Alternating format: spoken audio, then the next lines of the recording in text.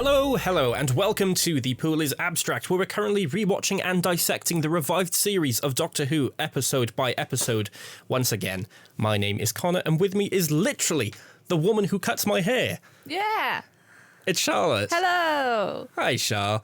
Today, we are covering Series 15/Season 2, Episode 5. It's called The Story and the Engine. It was released on the 10th of May, 2025, and was written by, I'm so sorry, Inua Ellams?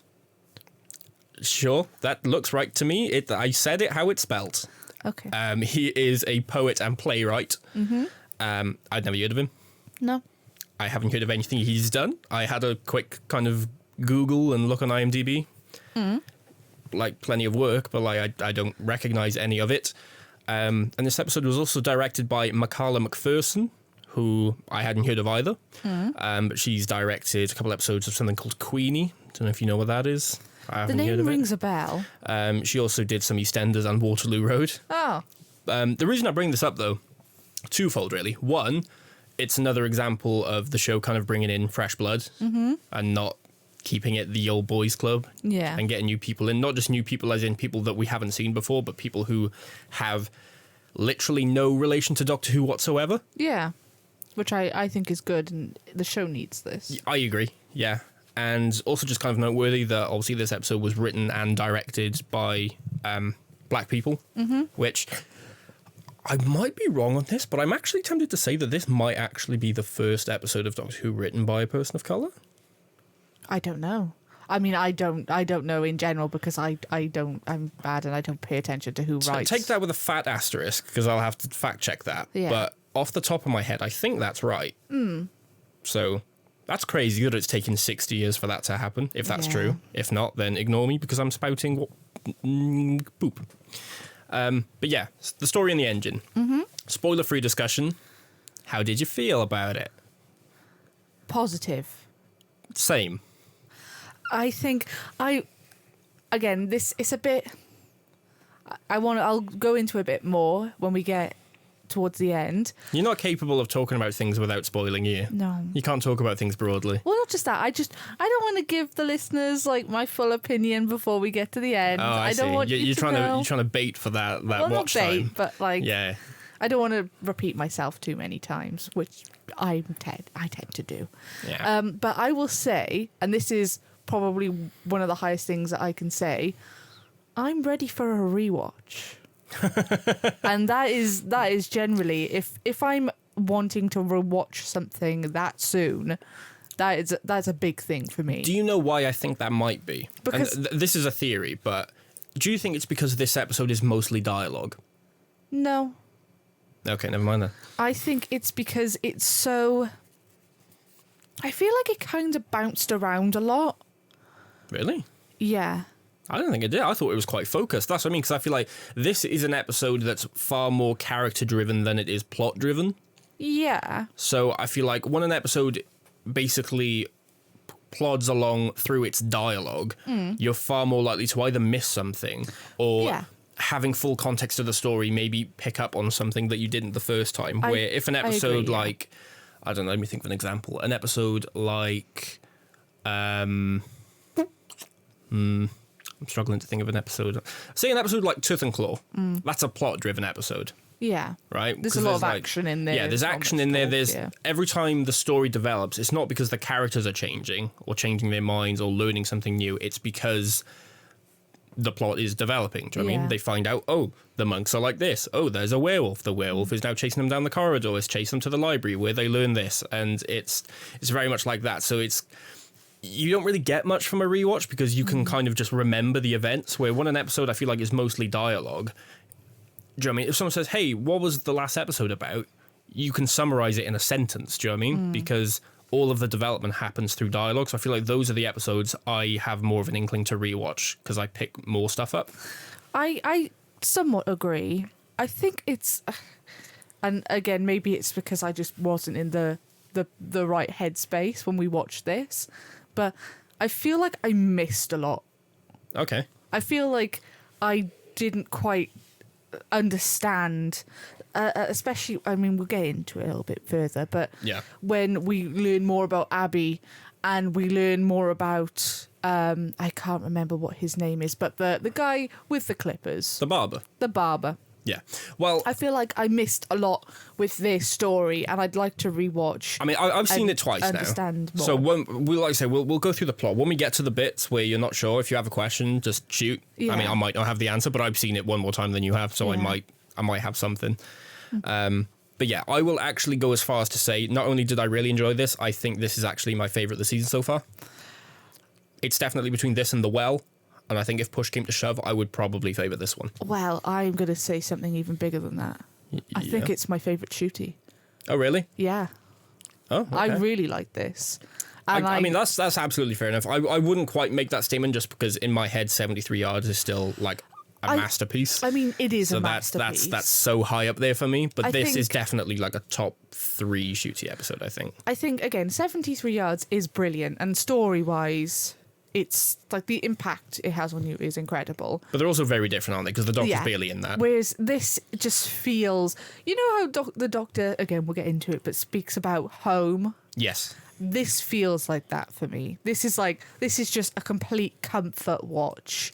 I could watch this a million times and enjoy it every time and realise something new every time. Something that the show does, like, I don't want to say really often, but it does occasionally, is implied, like, the episode will introduce a character or a couple of characters, say like the Paternoster gang, right? It'll introduce them. This will be their first episode, but the show tries to frame it like they've been friends with the Doctor for ages. Yeah. And they're super close. And I tend to struggle to buy it because I've just met these people. Yeah. I haven't seen what they've been through and all that stuff. Obviously, that same thing happens here because we've never met these characters before. And yet, I feel like the Doctor loves these people. I agree. Well, not everyone in here because he hasn't met them before, but the person who actually owns the barber shop, do you know what I mean? They have this, I think the pair have really good chemistry. Yeah. So there's this thing where I feel like they are good friends and have been friends for a long time. It also shows, I mean, not saying that you know, with other Doctors that hasn't been the case, but I think Ncuti's such a brilliant actor as well that he's able to have provide those nuances to make you feel that way, I think. Yeah. No, I agree. Should we get into it? Should we do a deep dive? Yeah. Yeah, sure. So the episode begins. Our owner of the barber, his name is Omo, and he's sat in a chair. He's getting a haircut, and he's telling a story about how he met the Doctor. So he basically says his village was burning, and essentially they were saved by a man in a blue box. The village was burning, houses are on fire. He had a cup and he ran to get water, and people were saying, "What are you doing? What are you going to do with that?" And his answer is basically, "What I can." Yeah. He was a boy at this point. He was a boy. But then, a blue box shows up and a man steps out and with a hose pipe. I love the fact that the Doctor has that in the TARDIS. This is brilliant. And he puts the fire out and he gives the community fresh seeds so they can replant and resow their crops. And as Omo is telling this story, there's kind of like a wall to his left. I love this. Yeah, that's great, yeah. It looks amazing. I love this art style. I love this. We should explain what it is first. Yeah. There's a wall to the left, and as he's sort of recounting the story, images are appearing on the wall, kind of like illustrating his story, as if someone were like drawing it live and having it like pop up on the wall. But yeah, no, it's a really cool effect. I love it. I'll get into it a little later, but the writer of this episode wrote a little kind of short story prequel, which is basically this event that he's describing is basically that in a little more detail. Ooh. And in the short story, all those illustrations are in there. So those illustrations that you see on the wall are basically pulled from the short story and put on there. So that's kind of cool. I read it this morning. Oh. Yeah, but I'll get into that a little later. Yeah. But, so these images are kind of playing out on the wall, and we see there's a couple men kind of sat on the bench, listening to the story. He's having his hair cut whilst he's telling this, isn't he? I did say that, I think. You might have, I forgot. Yeah, but he's having his hair cut. Yeah. They're in a barber's, we'll say that. And basically as he finishes the story, one of the men listening basically says, like, was he a farmer? Because he said he gave him the seeds, and he said no. He said he was the doctor. The way he spins him around and like takes whips like the apron off. It's like, the doctor. Yeah. As he finishes, they all kind of turn around and they look up. There's like 2 lights on the wall. There's a red one and a green one, and they're kind of waiting kind of anxiously. And it flicks over to green, and then they all kind of relax and like, oh, thank God. And Omo basically tells the others not to worry. He says the doctor always comes. And then at that point, the light switches back to red, and alarms start kind of blaring, and the room is shaking. And then the camera kind of cuts back over to that wall where the story is being illustrated, and we see the Doctor Who opening titles on the wall. Well, one of the guys, I think it's the younger, which we learn is is it the runner? Yes. That he's like, oh, it needs to feed. They say that again later. Yeah. But it's like, I really like this opener because it just throws you in the deep end, doesn't it? I had no idea what was going on. I know, me neither. I mean, I was like, I want more. I'll just say this right now. Because I could find some way for it to more naturally fit in, but I'm worried I'm going to forget. This episode's so creative. It is. Really creative. From premise to execution to performance, this episode's creative as hell. It's also so, like, visually stimulating and beautiful. As stimulating as basically, like, 6 people in a room talking can be. But that's the thing. There's so much, like, again, when the Doctor walks through the market, or when, again, even in the shop itself, there's so much like on the walls and things going on, so much you can look at and pick up on. I love it. Yeah. But yeah, at this point, like I say, the walls basically got the Doctor Who opening titles on it, and then the camera kind of pushes in, and then we just flow seamlessly into the opening titles. Yeah. There was a moment where I was like, oh. Yeah, Carla was like, oh no, this is not meta, is it? I was like... Might have been. I guess, but it makes sense in context because, like, now, like, having seen the episode, we know what that is. Yeah. So it kind of makes sense because Omo's been telling the story of the Doctor and how he travels through time and space and whatever. So seeing the TARDIS in the vortex, on the wall makes sense. I did have a moment of panic, like, oh god, please no. Yeah. But yeah, after the titles, we cut back to the TARDIS. This is probably my only critique of the episode, and that's this first line, which is Belinda basically saying, you still need to take me home. And it's like, I know, I get it. Do you know what I mean? I know they probably put those lines in there for like casual viewers who maybe don't watch every episode and are keeping up. But I'm like, I don't need Belinda to tell me at the beginning of every episode that the Doctor's trying to take her home, because he's so obviously trying. Well... He is. They keep going to places using the Vindicator. That's what trying, they're doing. But he's not focusing on it, is he? Like, he's got bigger fish to fry. 2025 is gone. Yeah, but he's not focusing on it, is he? I know, it's just because like he keeps doing, and I love the way he is, but like again, he says he pops out. He's of the TARDIS. We'll get to where in a minute, and then he kind of gives that look, and he's like. I know, but that's what I mean. I feel like that's all we needed. I feel like we didn't need this line here. We could have just had the bit where he talks about the barbershop and then Belinda kind of gives him a look of like, oh, I just want to go home. But then gives him the okay. I think that's all we needed. I don't think we needed this line. I agree. This is a massive nitpick. I'm aware of that. But yeah, it's just that thing of like, I don't need because so far every episode has started this way. Yeah. Except for Lucky Day, because obviously... It did, didn't it? I don't think it did. Obviously, they step out to use the Vindicator, but I don't think we get a line from Belinda saying, like, hurry up, Doctor, you're supposed to take me home. But obviously, we got one at the beginning of Lux, and we got one at the beginning of The Well, and now we got one at the beginning of this one as well. It's like, I guess it makes less sense it being here as well, because especially after The Well, the two of them made it very clear that they didn't know what had happened to 2025. Yeah. So, and it's, again, maybe it's that thing of like, I know Belinda's ultimate goal is to get home, but I just think her mentioning getting home is the priority less cements her friendship with the Doctor a little more. I agree. Because she knows he's trying his best. Yeah. And it shows that even though that is her main priority, he's being bounced off of that date. Yeah. He's trying, but it's and she trusts him. Do you know what I mean? It kind of establishes that. So that's my only nitpick, really, if I'm being honest. But yeah, she's like, you meant to take me home. And then, to be, I would be a little pissed if I was Belinda, because he's like, yeah, I'm trying. And then he immediately goes, oh, why didn't I think of this before? And I'd be like, really? But he suggests they go to Lagos? Was it Lagos? How do you pronounce it? I can't remember. Because I know the barber says Lagos, I think, later, but I don't know whether that's a dialect thing. I thought it was Lagos, but I can't. Lagos. Either. I'm going to say Lagos because that's what he said. Yeah. So that's what I'll say. In Nigeria. The doctor suggests they go there because that's got the communications hub of Africa. So it'll basically help him like superpower the Vindicator. Yeah. He also says it's home to his favorite barber shop. And they land. He steps outside. He's like, 2019, great year. And he takes a Vindicator reading.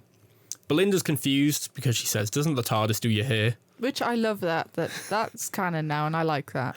I assumed he just wore wigs. What? I just assumed, like, because his, like, normal In look... some cases, yeah. In his... when he's got his normal look and he's got, like, the brown kind of, like, trench coat thing, and his hair's really short, isn't it, bust? I thought that was his hair, and then when he's got, like, the fro in, like, Devil's Court or whatever, I just assumed it was a wig. I didn't think he, like, can just super grow his hair and then the TARDIS cuts it for him. Well, I guess putting the wig on is still doing his hair. The TARDIS, like, does the wig. I guess. Styles the wig for him. Does he have a wig machine? It's like a vending machine where he gets to pick, like, his style. No, I love the idea. You know, I get this is such a detour. I'm so sorry. You know, like those giant... they're like heaters that you like if you're processing your hair. Generally, you'd see it like in the 50s and 60s in America. And they got, like, the big, where you sit in like a salon, they like sit over your head. Yeah, I know they still have them, but they used to be like a massive like beehive shape. It looks like when you when you get like a new food mixer and you have that bit that kind of like cranks over at like a 90-degree angle. It kind of looks like that, but for like a salon chair. Yeah, like one of those, but it's attached to a pipe and it just shoots a wig at his head. Like Wallace and Gromit. Yeah, and he just puts the thing on, it shoots a wig at his head and he pulls it off and then he's got a perfectly attached wig. It's like the edges are laid. Back in like The Idiot's Lantern, do you reckon they fired pomade into his hair so he could quiff it? I love the idea of like the TARDIS just like with little hands quiffing his hair. I like the thought of the TARDIS waiting impatiently during Capaldi's era to be like, dude, you need a haircut. He just looks over at the TARDIS and it's just there like with scissors. You know, just after like, Day of the Moon when Matt Smith has got a full beard. Yeah. He steps in the TARDIS and the TARDIS is like, yikes, we've got to do something about this. But yeah, like we were saying. Belinda's like, I thought the TARDIS does your hair. Why'd you go to a barbershop? And he basically says, I'm an alien, I'm a super evolved life form, and I changed my body a lot. But this is the first time I've ever been a black man. And in some parts of the world, I'm treated differently. But in that barbershop, I'm able to forget. Yeah. And I'm able to be... And he kind of like pauses, and Belinda says, treated like one of their own. And he says, yes. And he basically says it's about community and being able to be himself. Yeah. And Belinda says her nan used to take her to India for the same reason. And she says, you say you're not human, but that's the most human thing there is. And this is when he gives her that look of like, come on, please. Let me go. And she she has that face of like, because she just wants to go, but she accepts and she basically sends him off to have a good time. She says, take as long as you need. And they have this hug. And it's like, it's a nice moment. Yeah. Yeah. I guess her comment at the start kind of reiterates that thing of because she wants to go home so bad that she understands that he hasn't got a home, but this is the closest thing to a home for him. Yeah. So she's like, okay, I understand that you're also staying away from where you'd like to be, trying to get me back to where I was. Do you know what I mean? Yeah. At this point, Belinda stays in the TARDIS and the Doctor's making his way through a market. He seems to be like greeting everyone as he passes. It's like I think he knows some people because there's one guy he does like a little handshake with, and he's like, oh, auntie and uncle. And there are some people. I think it's generally just portrayed to be that kind of community where even if you don't know each other, everyone's very friendly and very open and just kind of talking to each other. As he makes his way through, he's on his way to the barbershop and he sees the alley that the shop is located in is closed off, and there's a sign in the middle of the road that says turn back. And he kind of looks around and he notices that there are like missing person posters on the wall. Yeah. And he's obviously a bit like, what's going on here? So he walks up to the barbershop and the whole like street is empty and dusty. So he walks inside. It's called Omo's Palace, I think. And as he walks in, he can see someone's getting a haircut, Yeah. And he's telling a story, and everyone sat on the bench kind of like engrossed in the story.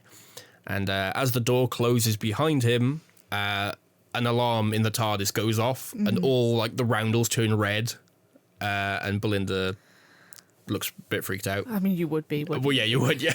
You're like, This "Oh my very God." like nice, sleek white ship just goes all red and is going. And she's like, "Oh no, what's going on?" You'd be like, I didn't touch anything, I swear. Yeah. The Doctor basically notices that everyone in the barber shop are the people that were on the missing person posters outside. Yeah. And he sees Omo and he asks what's going on. And Omo basically kind of looks over at the barber and says, "New management." Yeah. And then at this point, the guy who was telling the story, his name is Obioma, I think. His hair just grows back in like seconds. Yeah. And the light on the wall flashes red. And at this point, everyone's kind of like scrambling, basically trying to find someone to tell a story. Yeah. And everyone's, basically just in a big panic to try and get something sorted as soon as possible. And this is when one of the other guys called Rashid sits down. And he tells the story of Yo-Yo Ma and a shaman that they met.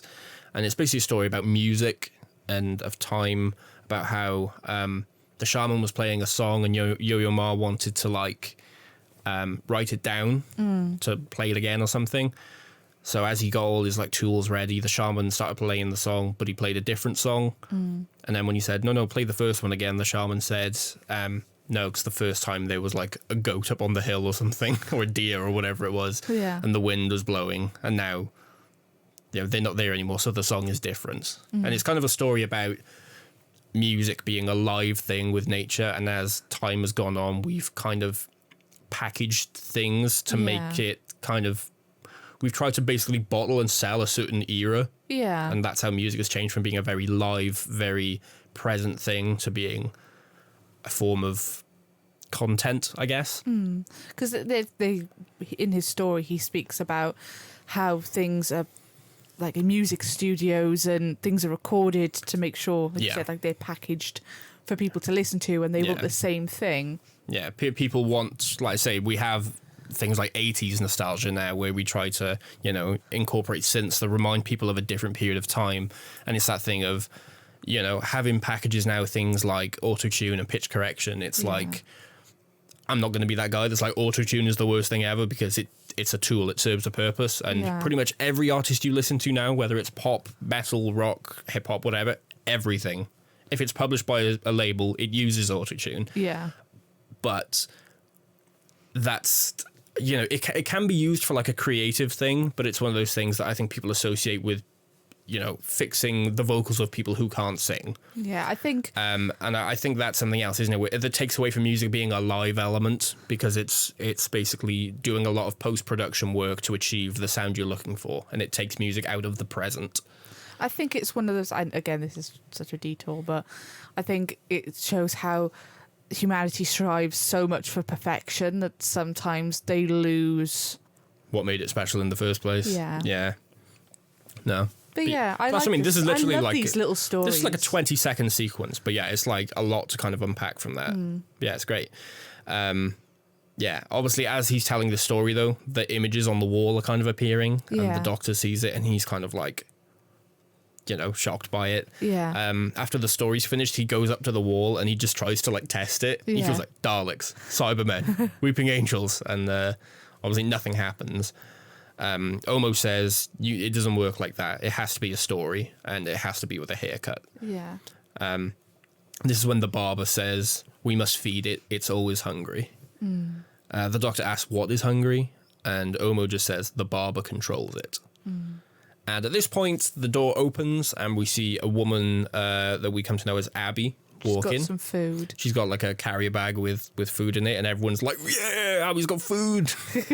We get the impression that she is like the supply lady, and everyone seems to like her. Everyone kind of fears the barber, but people like her. Because they mention, before she comes in, they mention that Abby and the barber are kind of working on this together, don't they? Yeah. But the relationship that both of them have with the people are very different. Very different, yeah. Yeah.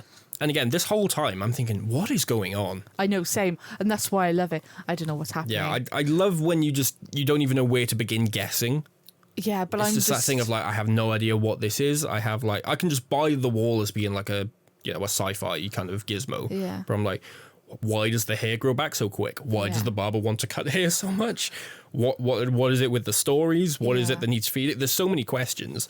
And to be fair, all of it does get answered in the end. It does, yeah. But I'm a big stickler for, I like it when things are left mysterious and not answered, but I feel like this is one that it didn't need that. Having everything answered here makes complete sense. Whereas I'm the complete opposite, and I want everything answered. Yes. I don't want things to be left ambiguous. Yeah. Lucky that doesn't happen here. No, yeah. but that's the thing. I still have questions. But you still had that that initial viewing of being like, I have no clue what's going on. But I even still have questions afterwards. But I'm still okay with that. You're satisfied, yeah. Yeah. You got the answers that you wanted. Yeah. Yeah. So yeah, Abby enters the barber shop. She's bringing food. When the door closes, once again, the alarm in the TARDIS goes off and everything kind of flashes red. And Belinda's freaking out. She's like slapping the TARDIS going, what's going on? The Doctor kind of recognizes her, but he can't quite place her. And she's like smiling, giving her the food. And then when she sees the Doctor, she like kind of like tuts at him and then walks away.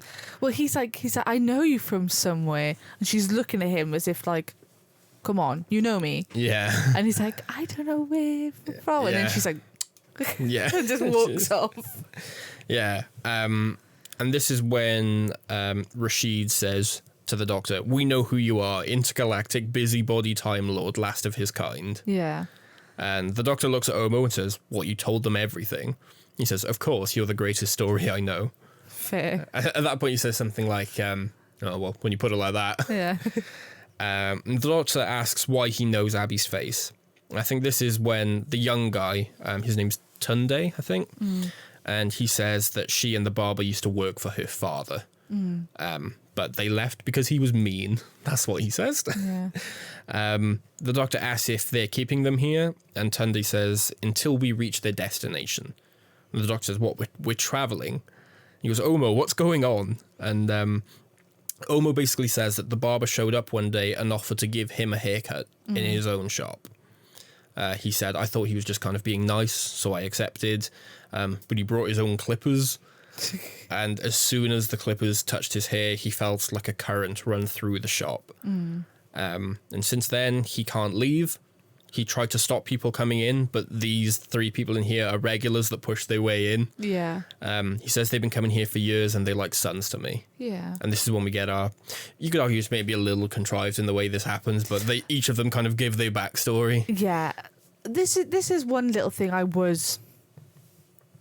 I thought may have had more of an impact, may have been more relevant. The fact that they were all, I guess it's the reason why they were all so keen to get their haircuts, but the reason that they were all getting their haircuts for something special. Yeah, something they weren't just regular haircuts, yeah. But I guess that's why they pushed their way in. Yeah, I guess that's the reason. If you just get I thought that would have had more of an impact on the reason. I didn't know whether, like, the reason that they were kind of being held in limbo, being stopped from going to their destination, whether that would have, like, energy would have been taken from them for something. I don't know. Yeah.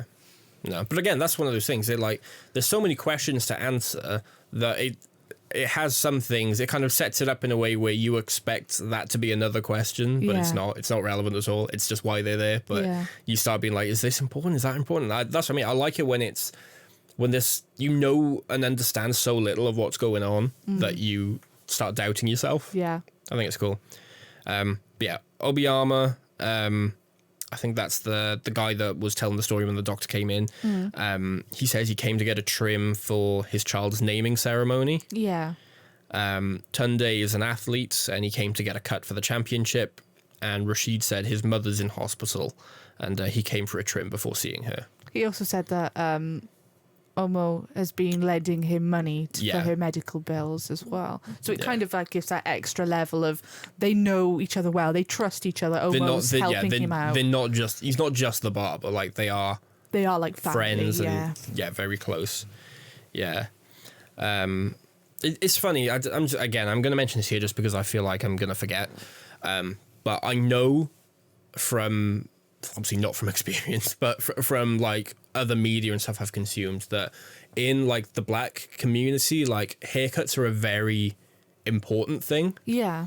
Not just because obviously I know like biologically their hair is quite different to ours, so black people tend to go to black barbers because they know how to style it and stuff. But there's something like this episode portrays about there being a sense of like community there. I know that this is different for a couple of reasons, because it's like the fact that it's set in Nigeria. Obviously, it would be like more black populated than white populated anyway. But yeah, there's something about a barbershop specifically that seems to speak a lot to the black community. Yeah. Well, I mean, it's they often say that again, because our hair generally is quite easy to tame and isn't, because sometimes their hair can be quite brittle, and if it isn't styled right, it can damage their hair. So it's also so much of their not like culture, but their identity. Yeah. And there's been so many like times in the past where, you know, they've been told to shave their heads or change their natural hair. The fact that a lot of the time, once you do something to change it, you can't always get it to go back either. But I agree. But you see it just in general. Like, my dad goes to the barbers. Yeah.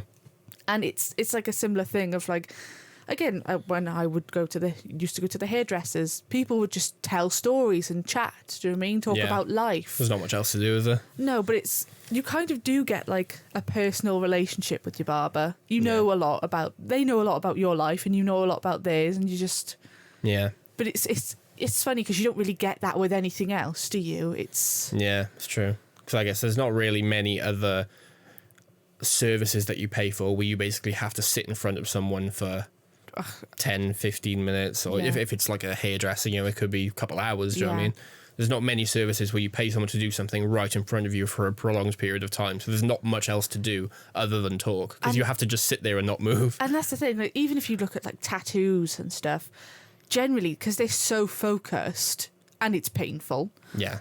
Do you mean you don't really chat much? Yeah. And I guess you wouldn't necessarily go back all the time, but I think I love the fact that, because I could be wrong, but it doesn't seem like the three guys who have come into the barber shop to get their hair done, it doesn't seem like they know each other, but they all know. There's a sense of community. They know each other because they know him. But the thing, it doesn't even seem like they knew each other much before this. No, but that's what I'm saying. Yeah. They don't know each other, but they feel like they do because they all have him in common. Yeah. And there's just something about this place. Like we saw when the Doctor was going through the market, it's just that kind of environment where everyone's friendly and everyone's open. So even though this could be the first time they met, they naturally trust each other. They don't... It's not the case of, you need to prove to me that I can trust you. They just do. Yeah. Because that's what this community is like. Yeah. Yeah. And I just think that we've had Doctor Who tackle things like racism, or, you know, you look at, say, like Demons of the Punjab, and you look at, you know, segregation and things like that, and how people are treated unfairly. But this... It does go to show just how much more sincere and how much more genuine it feels when it comes from someone actually from that background and that ethnicity and that culture, as opposed to someone trying their best to, I don't know, rid themselves of their white guilt. Do you know what I mean? Well, that's the thing, because we'll never understand, because until you have that, you know, until you experience those things throughout your life, whether it's, you know, one small occasion or multiple huge occasions in your life, do you know what I mean? Like, it's something that sits with you. It's often can be, again, be a fear, and generally we don't get that. Yeah, no, I mean, but that's what's interesting, because at the beginning when the Doctor says the fact that he's black, you know, in some places in the world he's treated differently. And obviously immediately your brain kind of goes to, oh, wow, racists. But it's that thing of like, he could spend time with Ruby or Kate over at Unit. I mean, they're not racist. They don't judge him for his skin colour. But it's something that's very much, it's in the room. Do you know what I mean? It's like, you don't have to be treated negatively because of it, but it's something that's acknowledged, where when he's here, it's not acknowledged because everyone is the same. I think it's not just a race thing, though. I think it's like a cultural thing of, like, do you mean you would never get that? Well, we live in Wales. Do you mean we have lots of different, generally, races, but there's not that sense of community. We don't have that. Do you mean, like, you look at, again, often people from other countries. If I get on the bus, I'm not talking to anyone. Oh, no. And if someone sits next to me on the bus, I'm like, what are you doing? Yeah. That's what I mean. Other countries and other communities, do you mean if you need something, your neighbour will provide? They will take... Do you mean they often it's those say... good old-fashioned, like, cliche American values in it from, like, the 50s. So it's like, oh, my neighbour came over and brought you a strudel or something. But it's more sincere. And they often say, like, it takes a village to raise a child. But, like, they... Again, even through, like... Again, this is such a tangent. But, like, raising children... Do you mean it's very much like you're on your own here? Like, you look after your own child, where... In other countries, it's very much, well, we will all share the burden together. It's such a community thing that, again, no matter what colour or race or religion you have, I think that is a wonderful thing to be a part of anyway. So I don't blame the Doctor wanting that, again, that home feeling. It's warm. It's a community that will accept you. You don't have to be relatives to get that. They will accept you as long as you're a nice person. They will. And as someone who doesn't really have any trace of home anymore. No, that would be the closest thing, really. Yeah. But that's what I mean. The kind of thing I said that kind of led us onto this tangent is just, like I say, I like episodes like Demon of the Punjab. I like Rosa. I like these episodes. Deep Breath. Not Deep Breath.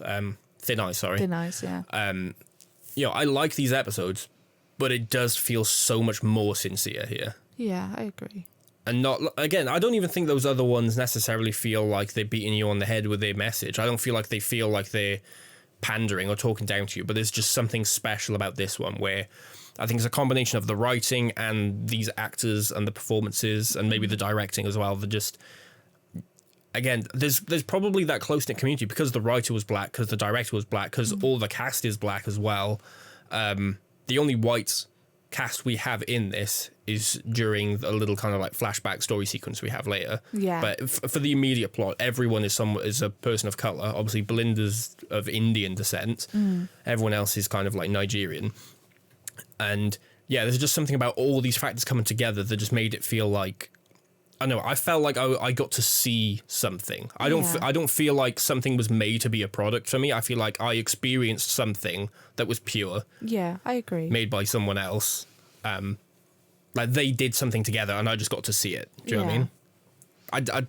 I'm probably not articulating myself very well. I know what you mean. It wasn't just content. Yes. It was someone's life and feelings. Yeah. It just felt pure. Shared. That's the best way I can put it. But yeah. So yeah, we were talking about the bit with the three of them in the barbershop, kind of explaining their backstory. And Omo says he's got someone waiting for him as well. The girl he met the same day he met the Doctor. He says they came to the city together, but he spent too much time in the barbershop. This is when I made the note about that short story, by the way. So the short story is called What I Did on My Holidays by Omo Isosa. Yeah. And it's basically framed as...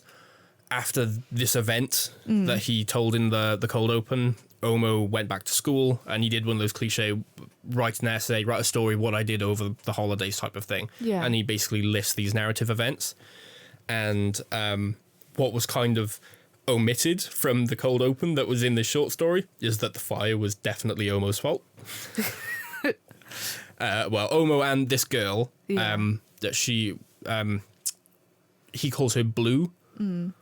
Because around there apparently they don't always just give their real names away freely. They like have names that they go by like in public. Yeah. And Omo and Blue basically come across these guys who are like polluting the area, and they got a machine that's like pumping oil into the river or lake or something.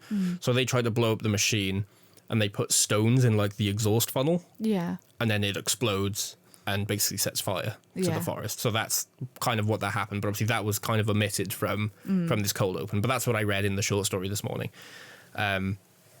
But yeah, that was kind of nice just to get a bit more like detail on that. It's interesting that when Omo told this story, he left that part out. Yeah. I mean, he might have told it. Yeah. We just didn't see that bit.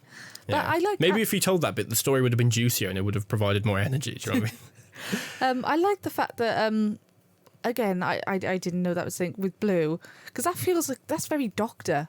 Do you know what I mean?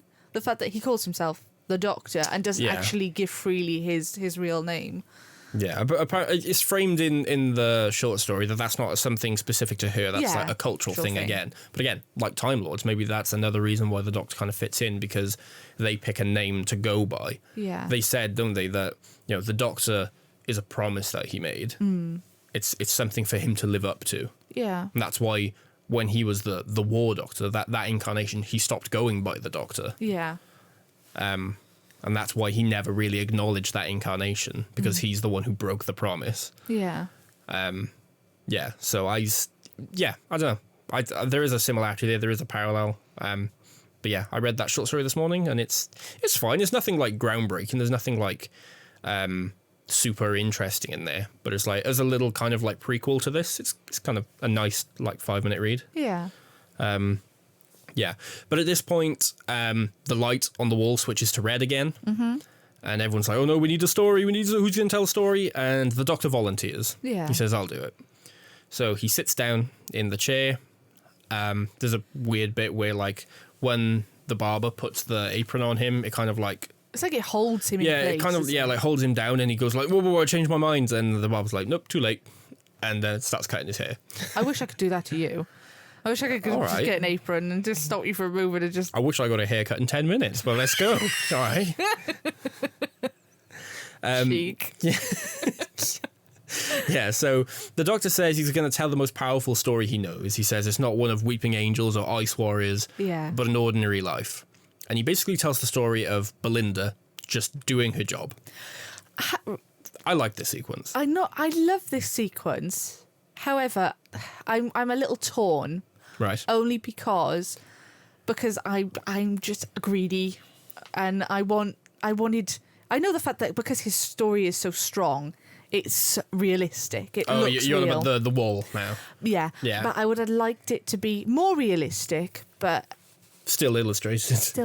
Yeah, so when the Doctor's telling this story, the wall, instead of being like drawings like it was with Omo's, it's just clearly just live action footage. Yeah. Yeah, so Belinda's just doing her job. Yeah. She comes into hospital and there's like a patient in bed. And she kind of tells the Doctor basically how to do his job, because he's like, we're kind of confused, we're giving her this and it's not working. And she's like, have you tried this? And he's like, no, why would we do that? She's like, says like, oh, have you tried giving her steroids or something? Yeah. And he says, why would we give her steroids? That's not kind of standard for whatever she's got going on. And she says she's got, it's like arthritis or so. I can't remember. She looks at her hand and she notices something. And she says, my nan had this. Yeah. If you don't give this to her, she will die. And the Doctor kind of like double checks and goes, no, you're right. Tell you what, you can have her. And he leaves. Yeah. He basically gives her the patient. And she's holding flowers at this point. She's like, it's my nan's birthday. She's got a balloon for like, happy birthday, Nan. Yeah. She's like got her coat on and everything. And yeah. But she gets roped into basically looking after this patient all night. Yeah. But she does. And then we kind of like flash forward a little bit, and as she's like leaving work, Mrs. Flood walks past. She goes, "Hi, Belinda, just picking up my pills." And she's like, she's what's her deal, man? I mean, I've got a little question, but we'll get on that later. But yeah, as she's leaving, she walks past Mrs. Flood, and then the woman from the hospital bed approaches her, and Belinda says something like, "Wow, look at you, you're on your feet." And she says, look, I know the Doctor's picked up where you left off, but you saved my life. I'm here because of you. Thank you. And she gives Belinda like a big kind of hug. a bouquet of flowers and gives her a big hug. Yeah. And Belinda like hugs her back, and they have this really nice kind of like sweet moment. Yeah. And obviously the Doctor's telling this story and everyone's watching it happening on the wall. Abby's in a different room, but she's also watching it on like a little like TV. Yeah. And she sees, as he's telling this story, they're kind of like, do you know what it reminded me of? You know the tanks in Monsters, Inc.? Yeah. There's like a tank on the wall, and you see it going and just filling up as he's telling the story.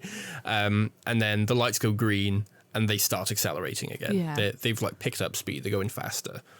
Haircut's done. The Barber's impressed, basically, with the power of the Doctor's stories. Abby comes out and says that they need to recalibrate the engine. Yeah. Because of like the extra energy.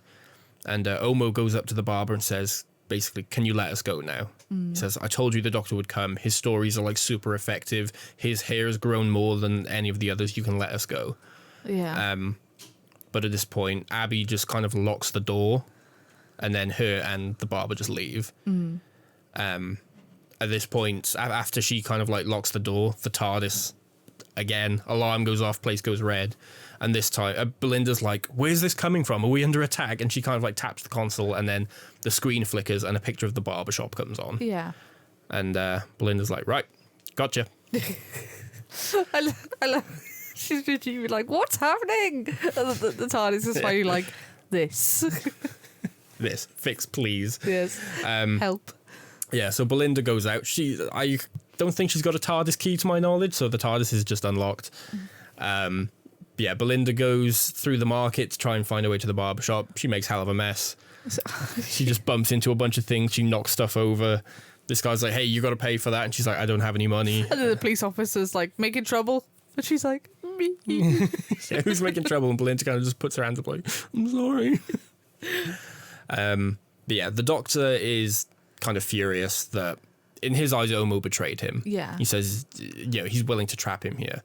Omo says, these men have families, I need to get them home. And the Doctor says, what? Because I don't have one, I'm expendable. Which is so sad. Yeah. Because it's true. Not that he's expendable, but... that clearly was the train of thought. Yeah. Yeah.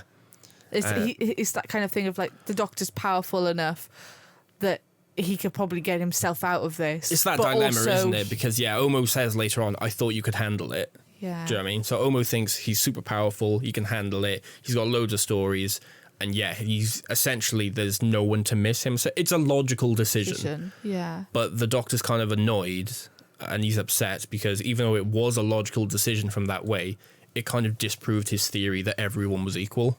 Yeah. And no one was judged, no one was considered different, everyone was treated the same. And it kind of disproved his... what he thought this was like. Yeah. So I see why, because he gets really upset in this moment, and he looks like he probably is crying his shooty. So. Oh, he is, yeah. Well, he's got watery eyes. Yeah, always. But in a way, it wasn't his fault, because the Doctor came into the barber shop. He just told the story about the Doctor and said that he would come, and then has asked if the guys can go now the Doctor is there. But the Doctor decided to tell a story. The barber could see the strength. I know, but it is implied when Omo speaks to the barber that he says, like, look, I told you, his stories are powerful, now you can let us go. It's as if this was something he was scheming. Yeah. But the Doctor says, I loved you, Omo. I thought this was a home for me, that I was safe. Aww. And when he says this, like, Omo himself looks like he's going to cry. Yeah. It's, like, really, really sad. I was like, oh, man, I just want you guys to, like... make up, please. Yeah. The Doctor goes to open the door and leave, and Omo tries to stop him. He kind of, like, grabs his shoulder as if to, like, turn him around, and the Doctor shouts at him and says, do not ever talk to me again. He says, I trusted you with both of my hearts, with everything that I am. And then he goes to leave again, and everyone's like saying, no, don't do that. And he's like, he's not listening. And as he opens the door, well, he can't open the door at first, so he kind of like sonics it. Yeah. And then when he opens it, a massive vacuum kind of starts sucking him out into space on the other side. And he's like hanging on the door, and he realizes that obviously there's a vacuum trying to suck him out into what looks like space. Yeah. But then this is when he realizes that essentially it's like a spider's web underneath. Yeah, in what looks like space, there's a giant spider's web with a giant robot spider traversing it, and the barbershop is on the back of the spider. Yeah. Cool. So creative. So creative. So weird, but I love it. And I will like to say here, I'm so glad that this spider barely featured in it. I thought you can say I'm glad it's a robot spider and not a spider. Also that, because I do have probably have arachnophobia. Yeah. I was a little worried about this story. I was like, oh no, a spider. But I'm glad that it's not played off as like... It's not meant to be something scary. No, it's just an engine that looks like a spider that's walking on a web. Yeah. That's it. Yeah. No scary. All good. Yeah. So the Doctor manages to pull himself back inside. He closes the door. And at this point, the barber comes back out from the back room. Yeah. And he explains that the shop is in Lagos and it's in outer space at the same time. Only he and Abby are able to basically travel between the two. Yeah. No one else can escape. Outside, Belinda's still looking for the Doctor, and she sees a young girl pointing towards the shop. And so Belinda obviously sees this girl pointing towards the shop, and she sees the missing person posters as well. Yeah. Did you recognise this girl? No, because I was far away from the TV and I have terrible eyesight. Well, I didn't notice at first, right? But I did think this kid's got a weird face. Oh. Right. To the point where I thought this doesn't look like a real person. Yeah. So in the credits, this character is credited as Poppy. Yeah. Now, Poppy is actually one of the space babies. Oh. So, and I had a look. It's the same actress, same actor. Yeah. It is Poppy from Space Babies. So obviously, I initially thought, that's a weird face. It's obviously because in Space Babies they have that weird, like, uncanny valley thing, don't they? Where it's like a baby, but their mouths move in, like, a CGI way. But yeah, so Poppy from Space Babies appeared to Belinda and pointed towards the barber shop. And now it's not even just the case of, same actress, because she's credited as Poppy in the credits. Yeah. So it is her. So what is she doing in 2019 in Nigeria? No idea. Why was she pointing at the barber shop? Why could only Belinda see her? Was she pointing at the barber shop? Or maybe not only Belinda could see her, but was she trying to direct her to get her towards the Doctor to save the Doctor? Don't know, but even then, Poppy wasn't like a supernatural character. I mean, she wasn't like a spirit or a ghost or something. She was a space baby. Do you think this is time falling apart again? I don't know. Do you think it's all happening? I mean, Space Babies was a little while ago now. Do you know what I mean? That was the first episode in season 1. Yeah, and also the babies wouldn't have known of Belinda. And she's obviously grown up now, because in this episode, Poppy's not a baby. She looks like she's 5, maybe. Yeah, so that's interesting. Don't know where that's going. I'm sure it'll all pay off at the end of this series. Will it pay off well? Who knows? Fingers crossed. I would love it to, but you never know. Yeah, so after Belinda enters the shop, she's obviously really glad to see the Doctor, and he's like, there you are, like, took your time or something, and then they like hug, and now they're like reunited. Abby kind of pops in, and she asks Belinda, are you his companion? I assume he told you to wait in the, I don't think she just... Jesus. I don't think she specifies the TARDIS. I think she says, I expect he told you to wait. And she says, no, actually, I told him to go. And Belinda realizes again that these are the missing people. Again, I like how switched on she is. She notices the same thing that the Doctor does. And she asks the Doctor who the barber is. And the Doctor says, I'm still trying to work that out. And the Doc goes up to him and basically says, what kind of coward are you that hides your face? Yeah. And basically says he's got, like, no real power here. At this point, the barber says he goes by many names. He says he's gone by Anansi, Saga, Bastet, Dionysus, the Greek god of theatre, Loki, the god of mischief. And he goes on this tangent about how he's all of these people. He's been all of them at some point or another. And there's this really kind of, like, tension, like, kind of, like, building scene. Yeah.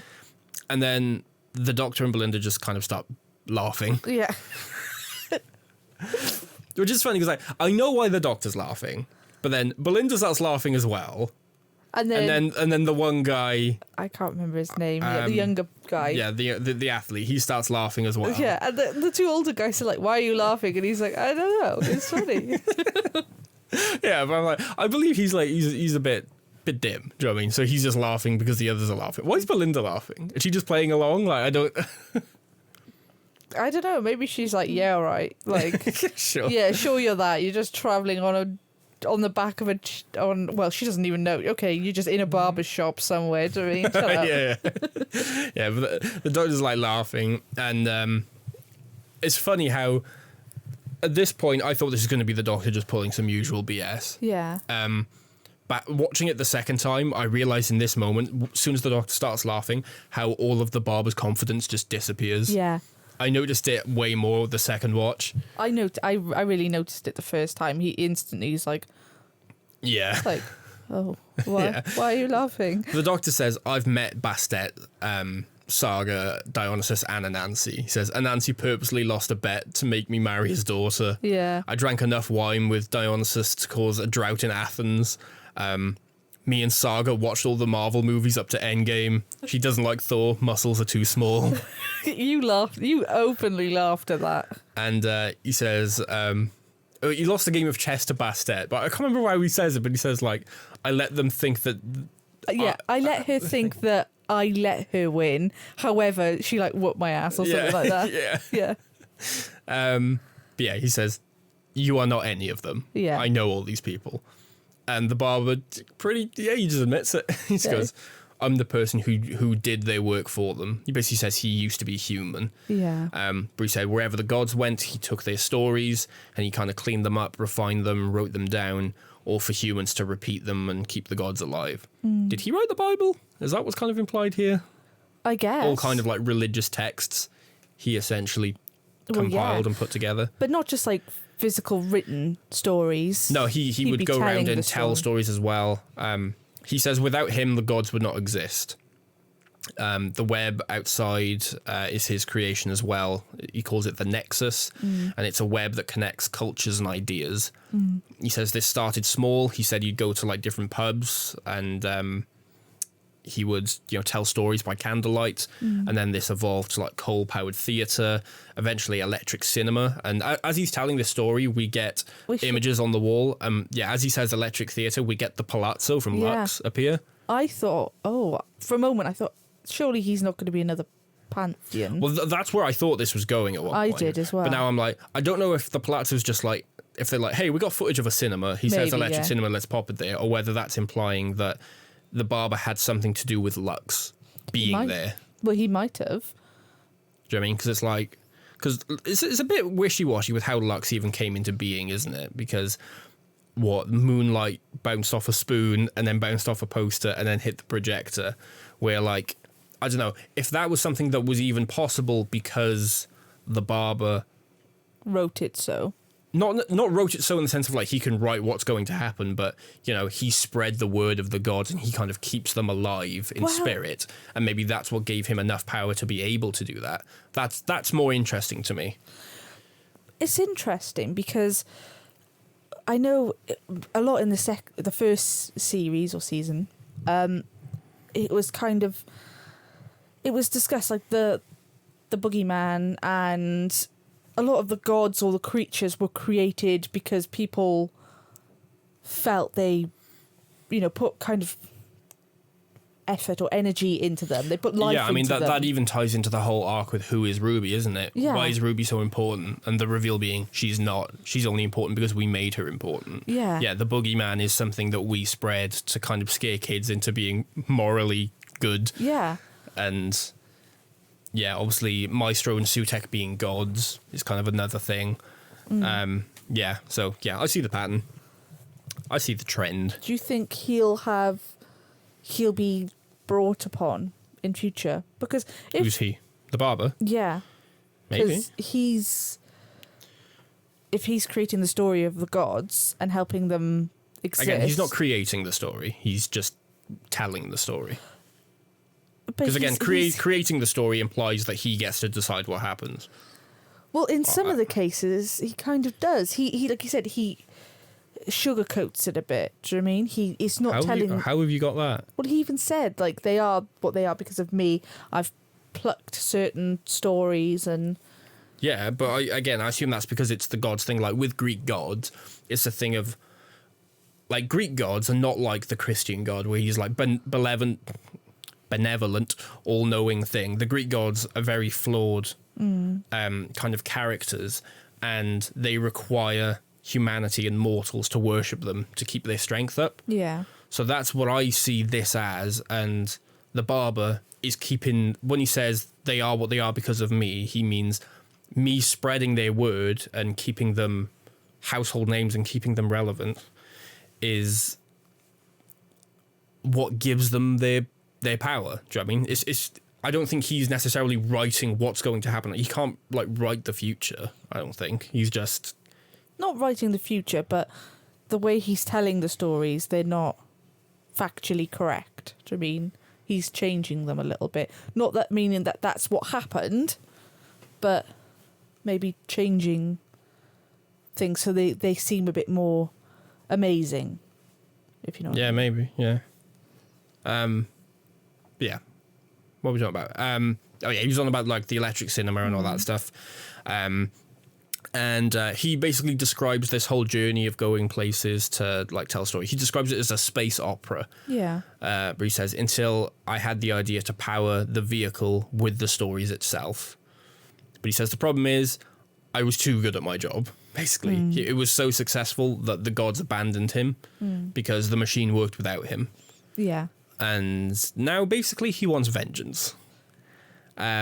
So at this point, the engine kind of winds down because so much power was drained when the Doctor opened the door. Yeah. Abby kind of has a go at him. It's like, oh yeah, of course, the Doctor comes blundering in and messes everything up. And the Doctor kind of looks at her like, what's your deal, lady? And then he recognizes her. And he says, now I know who you are. You're Anansi's daughter. Your name's not Abby, it's Abina? Yeah. Abina, I think. And she basically says, I thought you were going to rescue me. Yeah. She basically, because obviously, right, so Anansi tries to go into bets with people, or people would bet Anansi that they would marry his daughter and he would take them up on their bets. Yeah. And the Doctor was one of them, but the Doctor tried to lose, but Anansi lost the bet on purpose or whatever. Yeah. Obviously, Abner wasn't super happy about this, so she thought the Doctor was going to rescue her, but he just left her behind. And this is when the Doctor says, basically, I'm sorry. I wasn't able to help you, but I was a fugitive at the time. And the camera kind of like, as they're facing each other and the camera's looking at the Doctor, and as it pans behind Abner and it comes back around, and now Ncuti Gatwa, Doctor number 15, is now the fugitive Doctor. Yeah. Joe Martin's back. Sure. I'm not as like super into the fugitive Doctor as everyone else seems to be. I'm very like whatever. But it was nice. It was nice to see her because it's that thing of I had the impression that basically everything that happened in the Chibnall era was just going to be forgotten about. Do you know what I found really interesting? What? Because she mentioned that about her story. She said maybe one day I'll be able to tell my story. Because obviously she's on about in parts she says I was a fugitive at the time and I was already in the middle of a story. Maybe one day that story will end, is what she says. Oh. Yeah. But this is interesting for another reason. Obviously, it's nice to see the fugitive Doctor, but it's a thing of the Doctor now. Obviously, it's actually Ncuti, like 15th Doctor saying this, but obviously that's just there for our benefit, so we know that he was the fugitive Doctor when this happened. Yeah. But now this means the Doctor has access to his old memories. Surely? Because the Doctor's memories were erased by division, weren't they? That's why he couldn't remember the whole Timeless Child stuff. And that's why he thought that the first Doctor, William Hartnell, was his first incarnation. Yeah. Because he'd forgotten everything before that. But the fact that he remembers this fugitive Doctor stuff implies that he has at least some of those memories back. Maybe. But this is the first time it's been addressed, so I'm not sure if this is a mistake or if this is... Yet to come. Yeah, if this is something that's going to come back up. I don't know. Maybe. Who's to say? But, the light turns red yet again on the wall. So the Barber insists that the Doctor tells a story. He refuses, and he basically demands to know what his plan is. And the Barber says he plans to cut out the gods from memory when he reaches the center of the Nexus, which will basically just cut them from existence altogether. The Doctor says this will also hurt humanity, though, because it will harm their ability to tell stories and pass down information. And Abner is obviously like shocked when the Doctor's telling this. Because the original plan, what she thought was just to kind of... But wasn't to kill the gods. She thought the plan was to go and for him to kind of be crowned some kind of king or something and rule fairly. But now he's basically outed the plan as being go in there to remove them from existence in the first place, which will kill them all. Yeah. And that's not what she signed up for. No. So she looks kind of shocked. And there's this nice moment here where Belinda kind of like tells her, hurt people hurt people. Mm. The difference between good and evil is what we do with that pain. Yeah. All right.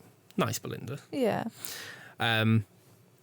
So the Doctor refuses to sit down and speak. So obviously the spider can't go any further.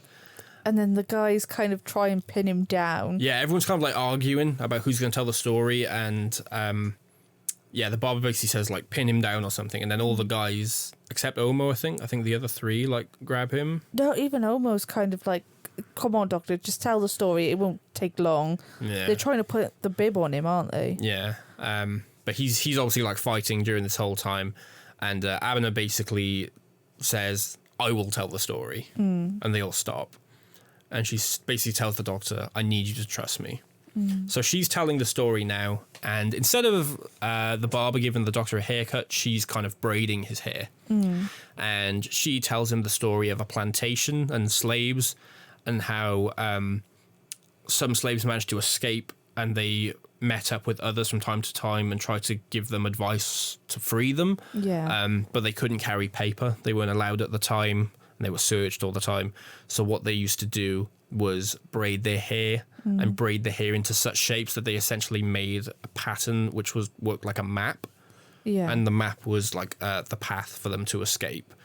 And essentially the plan to escape was hidden in a place where the overseers would like never check. Yeah. And she's braiding the Doctor's hair into a style that looks pretty much like she's describing. Yeah. As she finishes the story, the battery kind of stabilizes, and the Doctor, this happens so quick, but the Doctor like sonics the air, and then like the whole place starts kind of like shaking, and like sparks fly everywhere. Everyone's like, "Whoa, what's going on?" And in the chaos, the Doctor and Belinda run into the back room. I love how Belinda's like, "Oh, the braids look good on you," and he's like, "Yes, they do." Yeah, she's like, "Wow, you look great." He runs up to the mirror and he's like, "Yeah, I know, kiss myself good." It's like, it's a shame I might have to ruin it soon though. Yeah. So they run into the back room and they find that they're in like a maze. But the Doctor said, "It's okay, I've got the map." And he's like feeling the braids on his head. Cool. Creative as hell. It's brilliant. Is this true? I doubt it.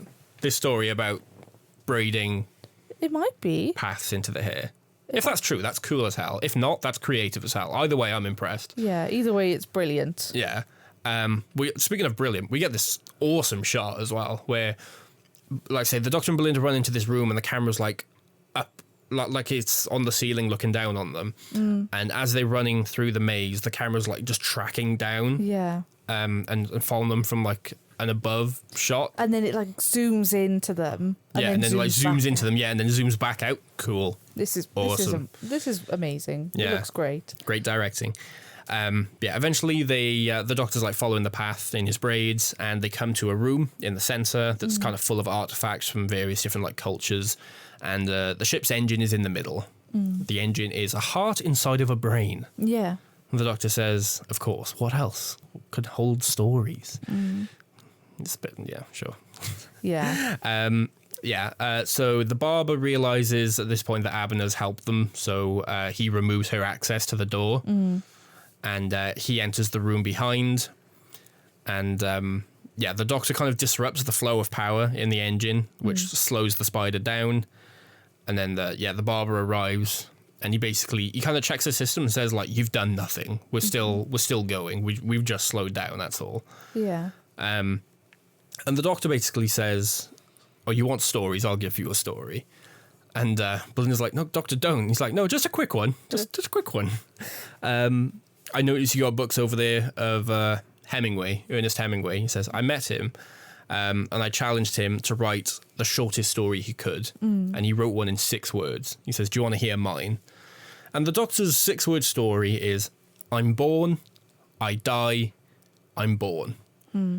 And as he says that, the energy starts to basically flow into the engine, and the spider just picks up again and starts like charging almost. It's going tick, tick, tick, tick, tick, tick. Yeah. And the barber's like, essentially like, this is what, and it's a bit confusing, but he basically says like, this isn't coming from me, and the doctor's like, yeah, no, it's coming from me. Yeah. He says, you think I did nothing to the machine, but I've kind of basically set it to me, not you, essentially, whatever that means. What the doctor's basically done with this 6-word story is tell a never-ending story. And as this happens, we get all the TV screens flick on, and we get these moments of his previous incarnations. So we get to see First Doctor, Second Doctor, well, all of them, really. Yeah. We get the 10th Doctor in Voyage of the Damned with his, I'm the Doctor, I'm a Time Lord, I'm from the planet Gallifrey, the constellation of Castorba, like that bit. We get the 9th Doctor doing his Everybody Lives moment. We get the 12th Doctor during, was it the Zygon inversion, when he's giving that speech. Yeah. Yeah. We get a flicker of Jodie as well. Yeah, Jodie's, I think Jodie's face flickers while Capaldi's giving his speech. Some of them like actually have lines. Yeah. And some of them are just kind of like flickering, like Matt Smith kind of flickers on screen, but he doesn't say anything. But yeah, he's essentially, with his I'm born, I die, I'm born, he's told a never-ending story that's still ongoing. Yeah. Cool. Creative as hell. And it's going to keep saying it. It's cool.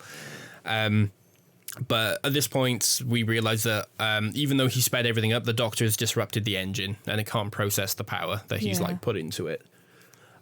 So he tells the barber that now it's his choice. The engine's going to disintegrate anyway, but he can save the people in the shop by opening the door. He says their lives will end because of you. Do you want that? He was saying, it's like, you were mortal once. He's like, you understand the kind of the impact that'll have. The fact that that's it. They'll but die. Again, it's that thing of like, I like the way he says, "Do you want that?" Because it's the way he says it, where it's not like a just general, "Is that what you want?" But it's like, I don't know. Obviously, in his plan, the barber saw the people in the shop as collateral, but the Doctor basically saying, "But do you actually want them to die? Is that your goal? Do you want them dead?" Yeah. And then you're like, well, no, actually, I just saw it as a means to an end. Do you know what I mean? But now the Doctor's basically saying, hey, this ship is gonna get destroyed anyway. That's out of your control. That's happening anyway. But do you want these people to die? Yeah. And obviously, if the answer is no, I don't know. There's just something about this really simple way of phrasing it that kind of spoke a lot of words. I don't know whether I missed something, but I possibly did. But I didn't know whether he planned on hurting them anyway. With the barber? Yeah. I don't think so. Because I think he was just using their stories to run the machine. And he said, again, we don't know whether it's true, but he's told them that once they get to the destination, they can leave. Yeah, but the Doctor said, didn't he, that once he gets there and he essentially erases the god from existence, he's also going to kill basically the entirety of humanity. Yeah, but... like you says, like 7 billion people or 8 billion people, however many, which I assume includes those in there. Yeah, well, I don't know whether they'd die, but they'd be changed. Do you mean whether they would exist? Maybe not, but you don't know. Yeah, yeah. He says, "Do you want that?" And the barber kind of holds up this device he's got, and he unlocks the door at the front of the barber shop. So Omo, Adana, and the other guys all basically run out the front and escape. And they kind of run out into the street, and as they look back at the barber shop, the place is kind of like pulsing and flashing, and it's all like distorting. The Doctor sends Belinda back as he basically sits down with the barber. He says, I'll be right behind you, trust me. Yeah. And he starts talking to the barber. And he has this moment where you get the impression the barber's given up, and he's basically just going to sit there and just die with the machine. And the Doctor has to give him this kind of like little motivation that, hey, you've got more to live for here. He says, what is your 6-word story? What would you want that to be? What is your essence? And I love it. He's kind of saying to him as well, like, don't let this be what you'll be remembered for. Don't let this be the end of your story. I want you to live long enough to write it. Don't let this be how your story ends. Yeah. Great. Shooty's great. He is. I mean, the writing's great as well, all of it. But just, I like this episode a lot. Yeah. We see everyone outside, obviously watching him, kind of have this moment of like, are they going to come out or not? And then, the Doctor and the barber jump out at the last minute. As they come out, the spider starts to look like it's coming out as well. I do feel kind of sad for him. I was like, oh no, let him It's only a out. robot. I know. Only a robot. That's right. If it was a real spider, you'd be a bit more like, oh no, that's kind of horrible. But but even then, like, it's kind of sad, isn't it? He's just trying to get out. If it was like K9, imagine K9 sitting there going, mistress. Oh, exactly. Saying that though, I don't know how it is trying to get out. Like, well, spiders can fit into weird gaps, can't they? Yeah, but its butt is the. Oh, it is the barbershop. So is it like? Yeah, good point. Okay. Don't question it. Yeah, so it kind of like sticks its head out and its little front arms. legs. Yeah. But yeah, it eventually gets sucked back in through like the vacuum, and the engine explodes, taking the big robot spider with it. But the barbershop is okay. Yeah. At least the one in Lagos is fine. It's just like the portal between. Yes.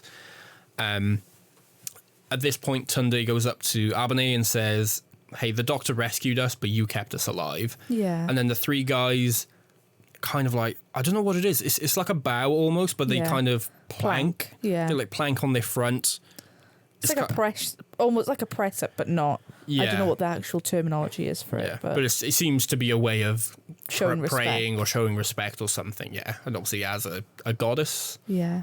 she kind of like smiles and she says, rise. And then she says to Tunde, like, run faster than the winds and all that stuff. And they run off.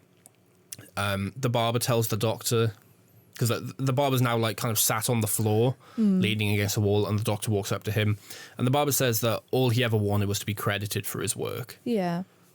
And this is the point where I was like, oh, yeah, I feel it. Do you know what I mean? Because a lot of times they try to make you feel sympathetic towards the villain, like at the end, and I'm like, I don't feel anything here. But I was like, I get it. It's just sometimes you lose sight of what's important. Yeah, because the fact that he was once mortal, and now he's not, and he's literally, he even says, I've spent my whole existence dedicated to them. Yeah. And now I don't know what do I do now? Yeah. And the doctor says, what you do best, keep collecting stories. He says, start your own barbershop. And Omo appears and says, no need, I'm retiring. Yeah. And he apologizes to the doctor. He says, I thought you could handle it, but I should have protected you. You're part of my community. I'm sorry. And the doctor says, I'm sorry too. And then they make up and they do a little handshake. And they kind of like hug. And then Omo basically goes over to the barber and holds his hand out. And he grabs it and pulls him up. And he basically says, I'm retiring. You can have my shop. Yeah. The barber kind of says, I don't even have a name for people to trust. Yeah. And Omo calls him, I'm going to butcher this pronunciation, he calls him Aditokunbo, I think. He says, it was my father's name.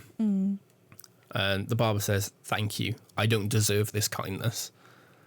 And It's such a nice moment because you can tell that the barber, he's feeling remorse for his actions. Yeah, he regrets feels it. sorry for what he's done, and he's thinking, well, I don't deserve any of this. Like, I don't deserve the kindness they're showing He would expect them to treat him the way that he would have treated the gods. Or the gods have treated him. Well, yeah, exactly, yeah.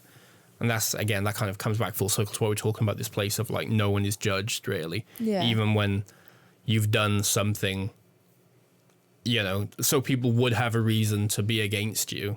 They seem so forgiving and so I guess it's one of those caring. things when they, like most people, when you know that they're genuinely sorry and they're not truly evil, they just did something. They just lost themselves along the way. Yeah. Lost sight of what was important. Yeah. Now at this point, the barber steps back into the barber shop. It's now his. And Abane kind of goes up to him and kind of wordlessly says goodbye. She kind of looks at him and he looks at her and she does like maybe like a half smile. Like you can't quite tell if she's forgiven him, but she's decided that she's not, because Belinda says like, I would understand if you hate him. Yeah. And she says, I'm not going to hold that in my heart. So it's a thing. I don't know if she's forgiven him, but even if she hasn't, she's not going to hate him. Yeah. Do you know what I mean? She walks off down the alley and kind of gives him like a last look. Well, I love the interaction between Belinda and was it Abner or Abby?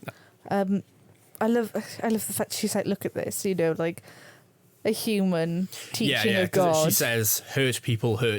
Yeah. Look at this, a mortal teaching gods something about humanity or something. Yeah, and I really like that because it's.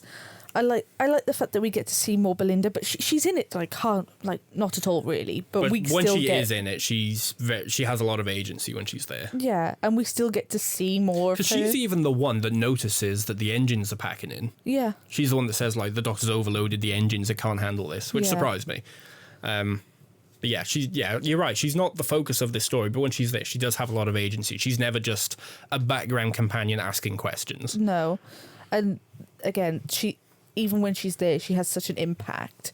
She basically encourages Abby to change her mind and, you know, not to follow the path that the Barber has taken. Yeah. Yeah. Yeah. So the Barber, now on his own, kind of like smiles and steps back inside the shop, holding his clippers. The Doctor and Belinda are making their way back to the TARDIS. This is when Belinda mentions that she saw a child pointing at the shop. And the Doctor's like, I didn't see anything. He says, or maybe it's, you know, like time kind of packing in on itself. Maybe it's one of the stories became real for a second or something. Yeah. He's like, oh, yeah, maybe. And she asks how he and Omo met. And he says, oh, that's a long story. And they step inside the TARDIS and he says, once upon a time, and closes the door, and then that's it. That's the episode. That's the story and the engine. Yeah, great. I really like it. Yeah, me too. I think it's really good. I feel like it's just going to be a lot of kind of repeating myself, so I won't go on too long. But yeah, like I said, I think it's really creative. I think it's really emotional and pretty concise, and there's not a lot of filler or anything. It's pretty good. Like I say, I've got like that nitpick about that first line. But I imagine that was probably a request from Russell, if I'm being honest. It was probably Disney telling Russell to tell him to... Well, I guess it's one of those things, because the last episode as well, we didn't really see them. I guess it's a kind of like... A quick reminder, yeah. Just to remind you, Belinda is still wanting to go home. Like, she hasn't just become a companion now. Yeah. Yeah.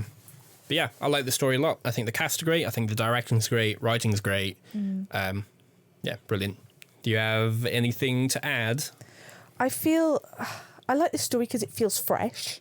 It does, yeah. I don't feel like I've seen anything like this before. No, it feels like a fresh pair of hands have come and said, well, here's a story for Doctor Who. I was thinking, it's like, I liked The Well, but The Well, I know it was a sequel to Midnight, but it did feel like a spooky Base Under Siege episode. Yeah. Do you know what I mean? Like Lux, as much as I enjoyed it, and it had like the weird meta stuff that I didn't expect, it did feel like a typical kind of Doctor Who romp. Yeah. I've never seen an episode like this. No, and I really like that. I like, again, it's one of those things, I think it does bounce around a lot, like I said before. I don't know whether rewatches will help me feel that isn't the case. There's a lot of things that are unanswered, but then I think it doesn't matter that much. Again, like the child, or I don't know, like more background with Abner and the Doctor. Mm-hmm.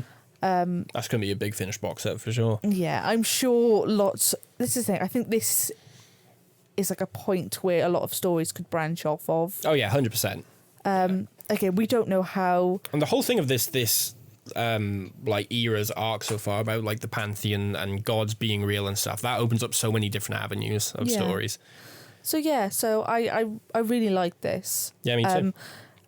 Again, even though it doesn't answer lots of questions, and I still think you could argue there's information that's left out here, I'm still okay with that. I'm satisfied with what we got. I don't feel like I was missing anything. And I feel like it was generally unpredictable. I agree, yeah. So again, in the beginning, I was loving it, because in the beginning I was like, I have no clue what's going on. Yeah, I think there's a couple of things that I was like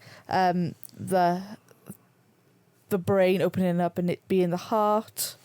Yeah, it's one of those not things. That I'm bothered by it. Yeah, I'm not bothered by it. It's a little cute, maybe, but But generally, I really enjoy this, and I like the fact that it, as you said, it's so creative, that there's so many different, again, the fact that I love the barbershop and how much there is visually to look at. There's so much going on, and then you have the wall with all the stories. I love it. I really like this. And I guess if there was ever a sign that we needed fresh blood in the show, and if ever there was a sign that, hey, Doctor Who being quote-unquote woke, even if that's true, it's not a bad thing. I don't think it is, though. No, it depends what you mean, because the woke doesn't mean anything, does it? It's just something that people use to basically say, hey, it's got people of colour in it, but like... Well, not even that.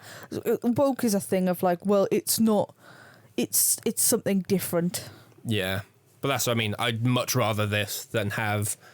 Like, as much as I love Russell's first era, I love the Eccleston and the Tennant years, I'd much rather have more episodes like this than just have, like, Series 3 again. Do you know what I mean? Yeah. I like Tennant and Martha and everything, but if I could just have that, but more of that, or this, I'd rather this. Yeah. So, yeah. Again, like I said, I feel it has, for me, that warmth and that just coziness. Yeah.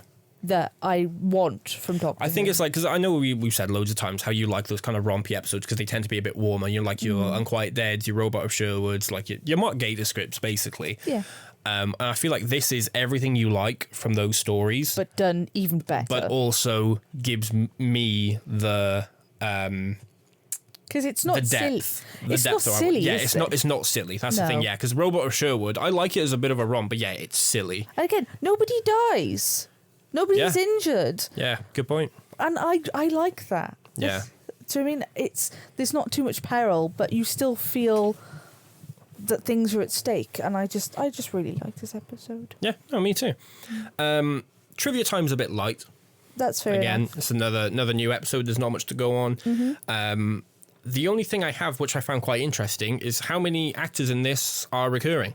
Oh yeah. Yeah. So, I'm so sorry. I'm going to butcher all of these names. Sule Remy, that plays Omo. He was actually one of the unit soldiers in Aliens of London. Was he? He was. Stefan Adegbola, that plays Rashid, the guy that basically said, "Hey, I know you, Doctor, Time Lord," and all that stuff. Yeah. He was a newsreader in the Magician's Apprentice. Oh.